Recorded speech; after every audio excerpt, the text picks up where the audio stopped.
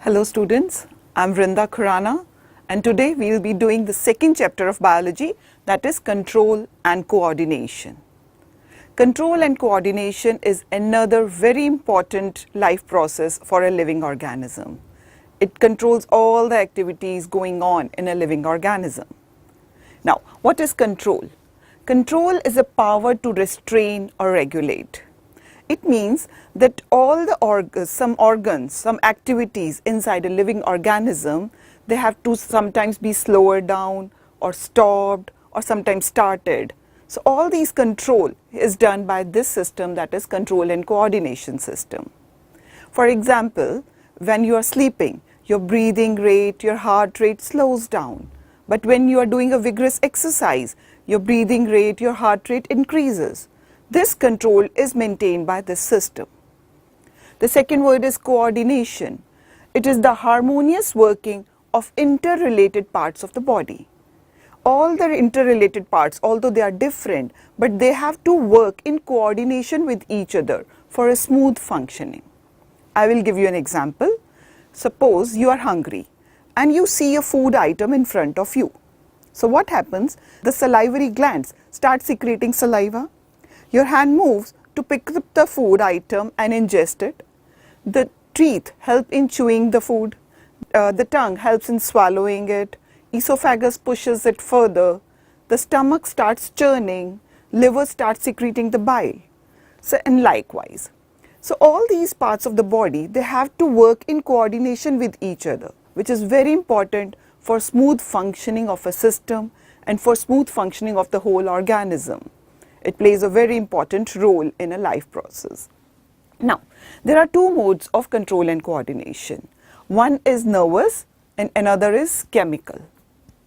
In plants, nervous system is not present. They have only chemical control and coordination.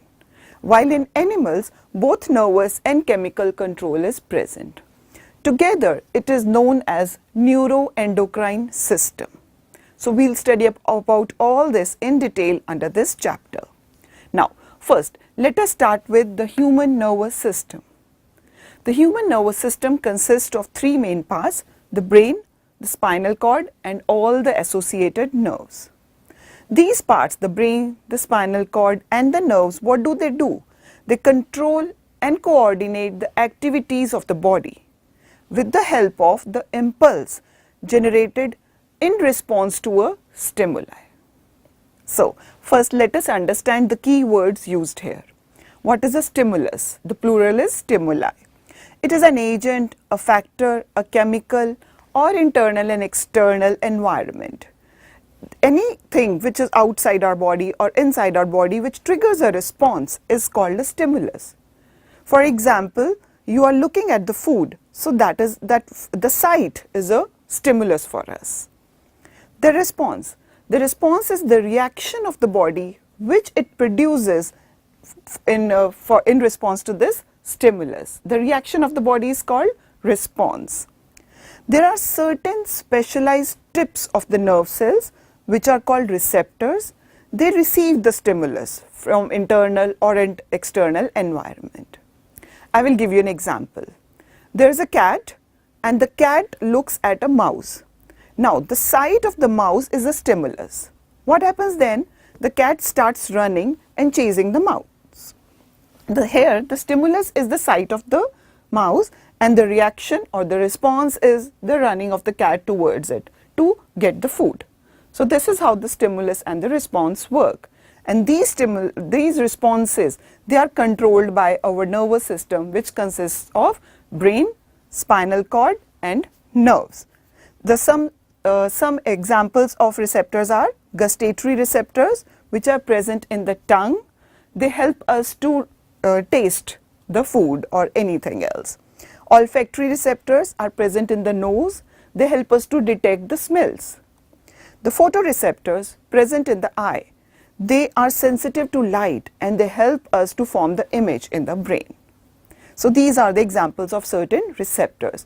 This is in a nutshell what is the human nervous system. Now, the main functional and structural unit of a nervous system is a nerve cell. The nerve cell is also called a neuron. Let us study in detail about the structure of a neuron. This is the structure of a nerve cell or a neuron. The structure of nerve cell neuron, we can divide it into three parts. First is the dendrites, the small, tiny, thin projections coming out of the cell body. The second is the cell body, which is the rounded broad structure with a prominent nucleus, dense cytoplasm and many cell organelles. Then there is a long thin projection, cytoplasmic projection, which is called axon. The axon is sometimes covered with a sheath which is called the myelin sheath. So the three main parts are the dendrites, the cell body and the axon. The axon ends up into small branches. These branches are called nerve endings. The nerve endings then they release certain chemicals which are called neurotransmitters. So what happens whenever there is a stimulus, the dendrites they start a electric impulse. They generate this impulse in these endings of the dendrites. Then this impulse is passed on to the cell body and then to the axon. It travels in one direction from the dendrites to the axon. As this impulse reaches the nerve ending, it releases the chemicals, that is neurotransmitters. It releases the neurotransmitters either on the organ or the muscle cell or to another neuron wherever the action is required. So the bundles of nerve cells makes one nerve. Now what happens whenever there are two neurons associated with one action, there is a gap in between two neurons. There is a gap between the axon of one neuron and the dendrite of another neuron. This gap is called the synapse. It is the junction where one neuron ends and the other neuron starts. The axons are not in physical contact with the dendrite. There is a gap. So this gap is known as synapse. So whenever there is a stimulus, the nerve generates impulse. The impulse travels, the nerve endings, the axon releases neurotransmitters. These neurotransmitters again generate an impulse in these dendrites of second neuron. This then impulse again travels down the neuron and the axon of second neuron releases the neurotransmitters. The nerve endings, it either ends on an organ or a muscle cell, right? So wherever action is required. When it ends on a muscle cell, it releases the neurotransmitter on the surface of the muscle cell. The muscle cells have certain receptors which are sensitive to these neurotransmitters. Whenever the neurotransmitters are released, the myofibrils present in the muscle cell, they slide, which shortens the muscle cell. So as the muscle cell shortens, what happens? The muscles are attached to the bones, so it causes the movement of the bone. This is how the nerve cell produces action, the structure of the neuron and how it acts. Now let us move on to the next topic.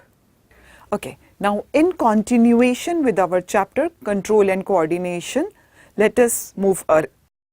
Now there are three types of nervous actions, the actions showed by the nerves: voluntary actions, involuntary actions and reflex actions. The voluntary actions are the conscious activities or the actions which you take at your own will. For example, if you pick up a pen and start writing, now this is a voluntary action. For example, writing, walking, all these are voluntary actions. The involuntary actions, you cannot control them. They do not act according to your will. The involuntary actions are usually seen in internal organs. For example, the heart is beating. You cannot control that. The ribs cage are moving to facilitate breathing, inhalation and exhalation. You cannot control that. All such actions are called involuntary actions. Both voluntary and involuntary actions are controlled by the nerves. Yet there another type of action which are shown by the nerves, they are reflex actions. Now the reflex actions are automatic, mechanical, immediate response to a harmful stimuli. They are spontaneous responses. There is no thinking process involved in such actions. Now I'll give you an example. if you touch a hot plate, some hot surface, you immediately just remove your hand without thinking about it, without the brain perceiving the pain. You just remove it. That is a reflex action. For example, you are crossing a road, you see a heavy, fast moving vehicle coming towards you. You immediately move backward. That is a reflex action in which the thinking process is not involved. You quickly respond for protection, for your survival. Now, let us study in detail about the reflex action. The reflex arc. Reflex arc is a path followed by the stimulus from the receptor organ back to the effector organ. This path is known as the reflex arc. The parts of the reflex arc are the stimulus, the receptor organ which receives the stimulus, the sensory nerve which carries the stimulus from the receptor organ to the central nervous system. Next is the central nervous system, either brain or spinal cord. Inside the central nervous system, there are relay neurons which connect the sensory nerve to the motor nerve. The motor nerve carries the impulse from the central nervous system to the effector organ, where actually the action is shown, the response is shown. This continuous path is known as reflex arc. What happens? In this case, I have shown a hot cup. So if you touch a hot surface, what happens? This touch is a stimulus. The receptor organs are stimulated. They receive the stimulus. Then there are dendrites of the sensory nerve. These dendrites generate an impulse. This impulse is passed on through the sensory nerve into the central nervous system. This is the sensory nerve, the receptor organ. Now in this case, I have shown a spinal cord. Some reflex arc, actually most of the reflex arcs are completed in the spinal cord, but there are few in the neck region, head region. For example, movement of eyes, they are controlled by the brain. Otherwise, all other reflex arcs are completed in the spinal cord. Now, once the sensory organ reaches the spinal cord, there is a relay neuron. This relay neuron receives the impulse from the sensory nerve and passes on to the motor nerve. The motor nerve then carries the impulse towards the effector organ. In this case, it is the muscle of the hand. Now, as the neurotransmitters are released on the muscles contract and you immediately move your hand. So, this is how the impulse travels without actually the involvement of thinking process or the brain or the intelligence. Alright, so this is how the reflex arc, the reflex action works. However, there is a role of brain in it. Whenever a reflex arc is completed, a reflex action is taken, it goes into the brain for the memory. If a child touches a hot surface and the reflex action is completed, it goes into the memory. Next time the child will not make the same mistake again. So it is stored in the brain. So there is a role of thinking, but not during this reflex action. Alright? So why do we need reflex action? You know, in the central nervous system, there are many centers. They receive information from all parts of the body. Then the information is processed depending upon whatever is stored in the brain, the information. The thinking goes on, and then accordingly the response is produced. What should be the response to this? But what happens? This whole process takes a little bit of time. Sometimes the stimulus is very harmful. If this delay on thinking process, it might lead to some harmful effect. In this case, if you do not remove your hand immediately, spontaneously, you might burn your hand. So, to avoid such harmful effects, to avoid such harmful incidents, what happens? Our brain needs the reflex actions. A quick response is required. Delay can be harmful. In such cases, reflex actions play a very important role in our survival and in our protection. Let us compare two actions, reflex action with a voluntary action like walking or talking, right? Now, first of all, reflex actions are automatic. You cannot control them. On the other hand, walking is a voluntary action. You do it at your own will. The reflex actions, the main function is survival and protection. Walking and such other voluntary activities have many functions, but other than survival and protection. Survival and protection are not the main functions of voluntary actions. The reflex sections are inborn, while walking and other voluntary actions, they are acquired through learning. You learn them during your lifetime. So this is the comparison between reflex action and other voluntary actions. I hope clear with this reflex section. Now let us go to the next topic, that is the human nervous system, the classification, how do we divide it. The human nervous system can be divided broadly into two parts, the central nervous system and the peripheral nervous system. The central nervous system consists of brain and spinal cord. Brain is present in the skull and inside the skull, and spinal cord is a tubular structure which extends from the neck to the lumbar region on the back side. The peripheral nervous system consists of all the nerves arising from the brain and the spinal cord. They can again be divided into two types, the voluntary peripheral nervous system and the autonomic nervous system. The voluntary peripheral nervous system controls all the voluntary actions. It is again consists of two types of nerves, cranial nerves and spinal nerves. The cranial nerves are those nerves which are arising from the brain, while the spinal nerves are arising from the spinal cord throughout the body, and they go to all the organs of the body. The autonomic nervous system is again of two types, sympathetic and parasympathetic nervous system. Together, parasympathetic and sympathetic nervous system control all the involuntary actions of the internal organs, like beating of heart, working of digestive system, working of kidney. All these are controlled by the sympathetic and parasympathetic nervous systems. Now, let us summarize what are the functions of nervous system. First is control. They control and regulate all the activities of the body, whether voluntary or involuntary. Second is coordination. Different but interrelated organs, they work harmoniously in coordination with each other for smooth functioning of a system, like digestive system. So different parts of digestive system have to work harmoniously with each other for smooth functioning, for efficiency.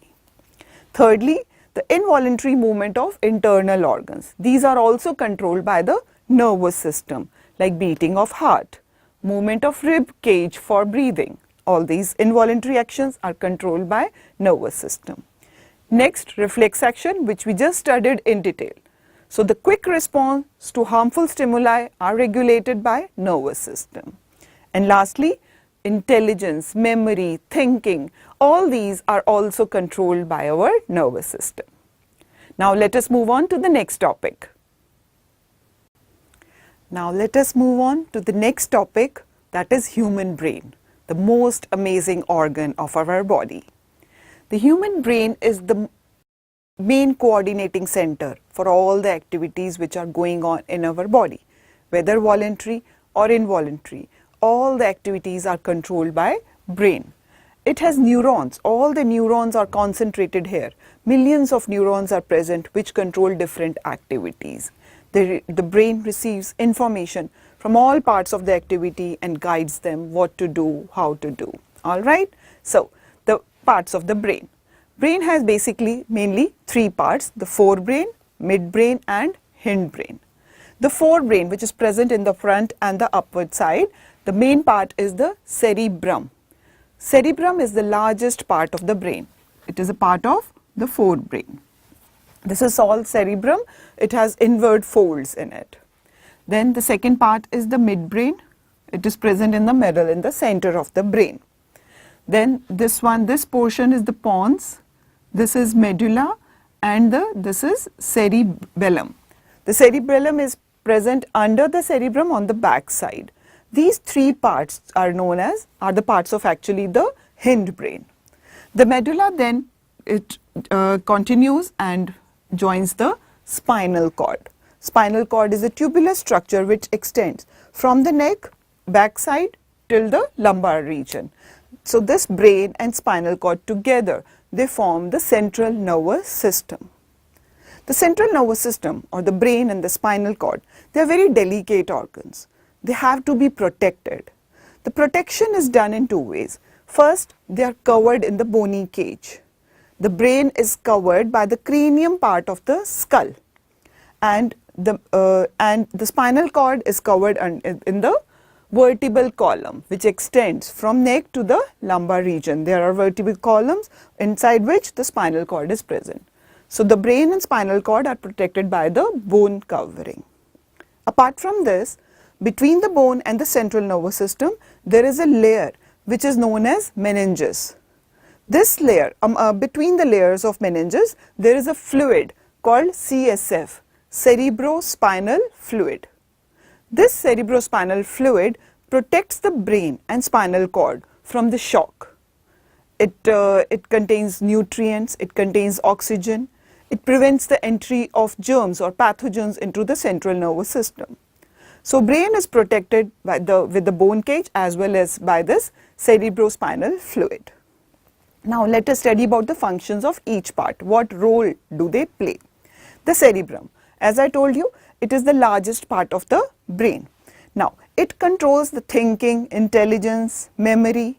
It also has centers for speech, sight, smell, taste, all the sense organs. They send the information to the cerebrum. So whatever you are thinking, intelligence, memory, all these centers are present in the cerebrum. Next, the midbrain. Here, midbrain completes the reflex actions, reflex movements of head, neck and eyes. As we just studied in the last section, the reflex arcs, most of the reflex arc are completed in the spinal cord, but the reflex arcs of head region are completed in this part of the brain, that is the midbrain. For example, if you see a sharp thing coming towards your eye, you just completely close your eyes or move your head. This reflex action is completed in the midbrain. Next is the pons. Pons basically joins the cerebrum, cerebellum, midbrain and the medulla. So it acts as a relay center for all these parts of the brain. The medulla. Medulla has centers which control the involuntary actions of our body. For example, it has respiratory center that will control the breathing rate. It has cardiac center which controls the blood pressure and the heart rate. It also controls the involuntary action of alimentary canal like salivation, vomiting. So all such involuntary actions are controlled by medulla. Last, the cerebellum, this part. The cerebellum maintains the equilibrium, balance or posture while doing activities like walking, dancing, running or even riding a bicycle. Your posture, your balance, you don't fall down, okay? So your posture, your balance is maintained by cerebellum. So the different parts play different roles in the brain. Let us summarize the functions of the brain once again. First is, it receives information, sensory information from all the sense organs.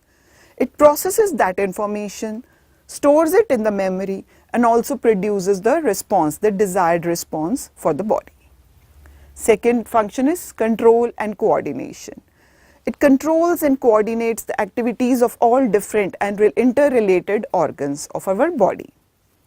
Thirdly, reflex actions. As we just studied, the midbrain also completes the reflex arc of the head region, like the closing of the eyes, movement of the neck. They are controlled by the brain.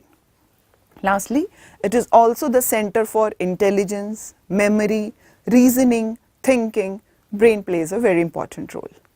So with this, we complete the central nervous system and the study about the nervous system in humans. So now, let us discuss about very important part of central nervous system, that is spinal cord. Spinal cord is narrow cylindrical part of the central nervous system. It arises from the base of the brain till the lower lumbar region. Then it lies inside the vertebral column. On the back, you will notice a hard thing in the middle, that is the vertebral column. Vertebral column is made up of small bones joined together. Each bone is called a vertebrate, right? So in between the vertebrates there are spaces. So the spinal cord gives off 31 pairs of nerves from this intervertebral spaces. So from the spinal cords, nerves are coming out, right? So these nerves are called spinal nerves. Okay. So, what are the function of two main functions of the spinal cord? Firstly, it is the center for many reflex actions. As I just told you under the topic of reflex arcs, many reflex actions are completed by the spinal cord. So, this lowers down the load of the brain. Second important function is it conducts sensory as well as motor impulses to the brain and from the brain. So, from the sensory organs, the impulse is carried out to the spinal cord and then to the brain, and from the brain to spinal cord back to the motor muscles. So, this helps in giving the messages to the brain and getting the message from the brain. So, these are the two main important functions of the spinal cord. So, let us begin with the first part, that is the nervous system in humans. Question number 1. What are receptors and what is their function? So, receptors are specialized endings of the cells which receive the information from the surrounding. Okay. So, there are special cells which carry out the messages which we called as nerve cells or neurons.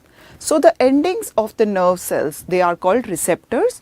They are called receptors, as the name suggests, they receive the information from our environment. So, if you touch a hot plate, what will happen? The receptors will receive the message and send the message to the brain. So, this is their function, to receive the impulse and send it to the brain or the spinal cord to take action. And the second question, describe the structure and function of a neuron with the help of a diagram. So, this neuron is basically the basic unit of our nervous system. Don't get confused between neuron and nephron.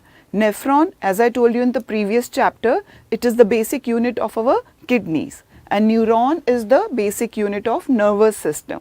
So, each nerve cell is called a neuron. Look at the structure here. It has all the organelles which are present in a typical cell. So, nerve cell we can divide it into three parts, the cell body, this axon and the dendrites. The cell body has tiny projections which are called dendrites. Okay. So, these are the dendrites, this is the nucleus and the cytoplasm. Now, there is a one long thin projection, this is called axon. Now, the axon has a protective covering. You can see this covering, it is a protective covering which is called myelin sheath. This axon then ends into branches. These are called the nerve endings or the axonal endings. So, this is a typical structure of a nerve cell and you can label it. Next question, what is a synapse, okay, and what happens at synapse, what is their function? So, the nerve cells, they arise from the brain and spinal cord and spread throughout the body, and similarly from the receptors they send the message back to the brain. So, they are long thread like structure. But sometimes what happens, the nerve cells the message is passed from one nerve cell to the another, but these nerve cells are not in physical contact with each other. Okay. So, let us assume this is a nerve cell with the axonal ending. Okay. So, these are dendrites. So, what happens, the next adjacent neuron is arranged like this. Okay. So, the dendrites receive the message, pass it to the axon and these are the axonal endings. This gap between the two adjacent neurons is called a synapse. They are not in touch with each other, there is no physical contact. So, this gap between two adjacent neurons is called a synapse. So, the question arises, what happens at synapse? How nerve impulse is transferred to the next neuronal cell? When a nerve impulse is generated in the dendrites, they receive certain stimulus, okay, a nerve impulse is generated, it is passed on through the axon. When it reaches the axonal end, these axons, they release certain chemicals at the synapse. These chemicals are called neurotransmitters. These neurotransmitters generate similar kind of impulse in the next cell, dendrites of the next adjacent cell. So, similar impulse is generated here, it is again passed out through axon to the next cell. This is how nerve impulse travels in our body. Next question, what is a reflex action? Reflex action is a sudden involuntary action responds to some external harmful stimuli. For example, if you touch a hot plate, you suddenly move your hand away from it.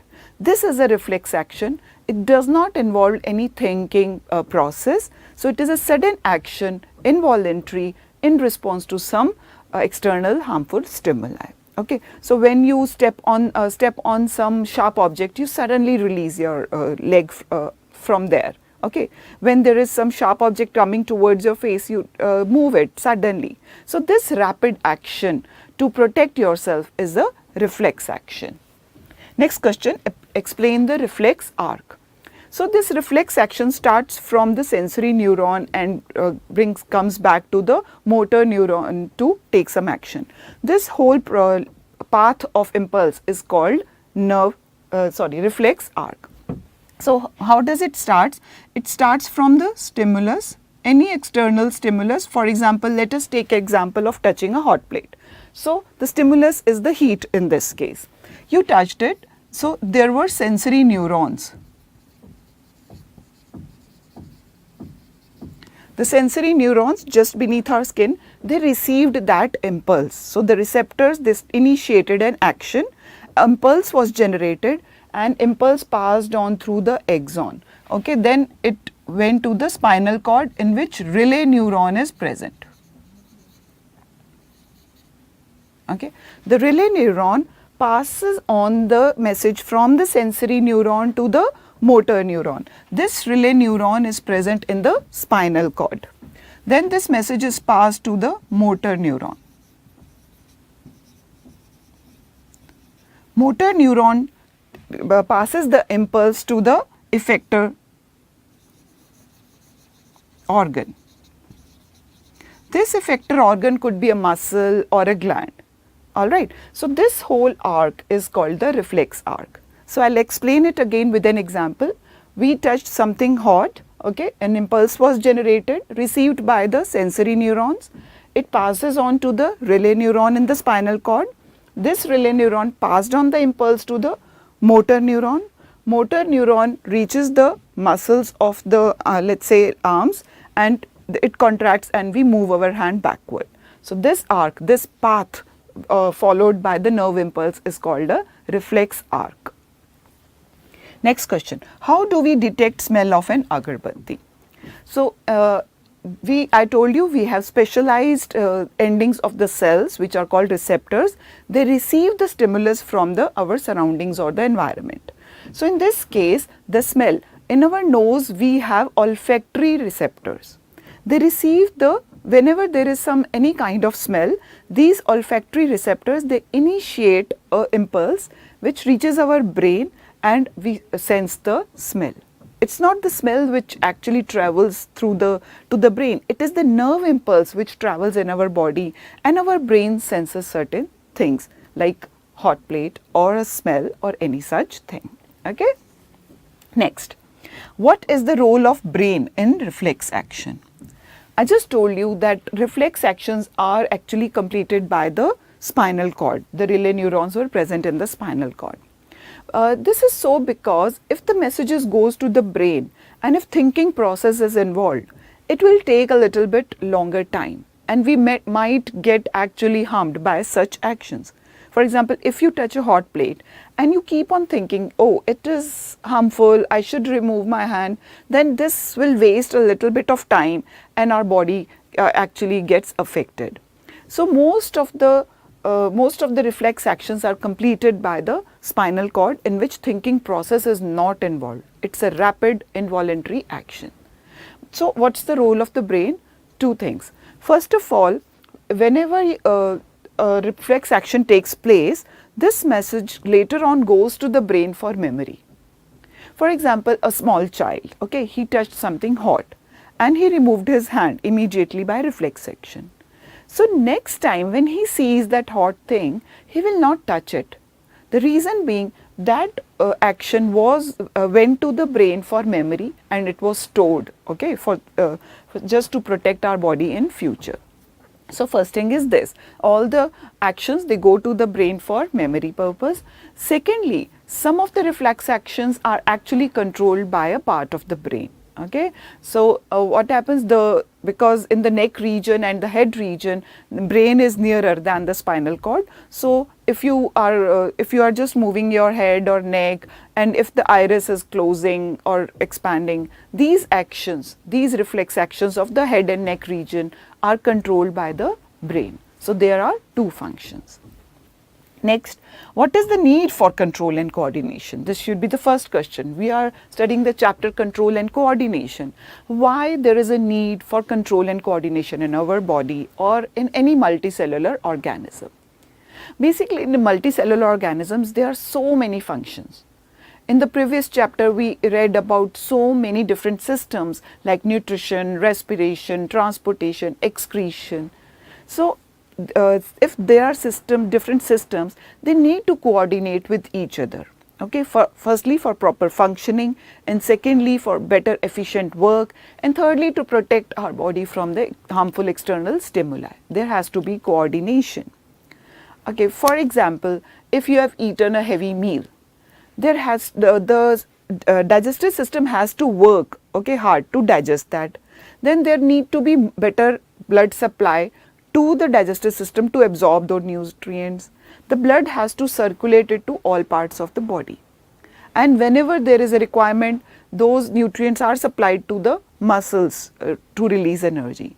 So this control and coordination is important for growth, for development, for efficient functioning, because there are different systems and they have to coordinate with each other. Next question, differentiate between reflex action and walking. Okay, so if you can, I just told you reflex action, it is rapid involuntary action, while on the other hand walking is a voluntary action. It is at your will. When you want to walk, you just get up and start walking. So this is a rapid involuntary action, while walking is voluntary. Secondly, reflex action is actually controlled by spinal cord. Most of the reflex actions are controlled by spinal cord.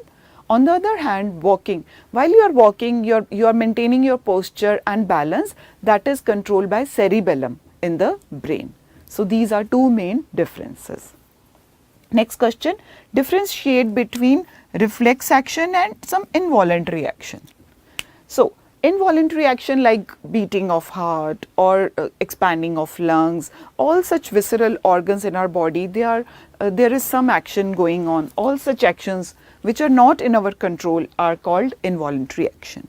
So the difference between reflex action and involuntary. Reflex action are controlled by spinal cord, I just told you that, while on the other hand involuntary actions are controlled by the brain. Okay, the medulla of the brain controls many involuntary action, while pons in the brain, it controls respiration. So they are controlled by the brain. First difference is this. Second is it involves autonomic nervous system. Our nervous system has two parts, autonomic and voluntary. So this is involves autonomic nervous system, while reflex action, although it is involuntary, but it is actually it is managed by our voluntary nervous system.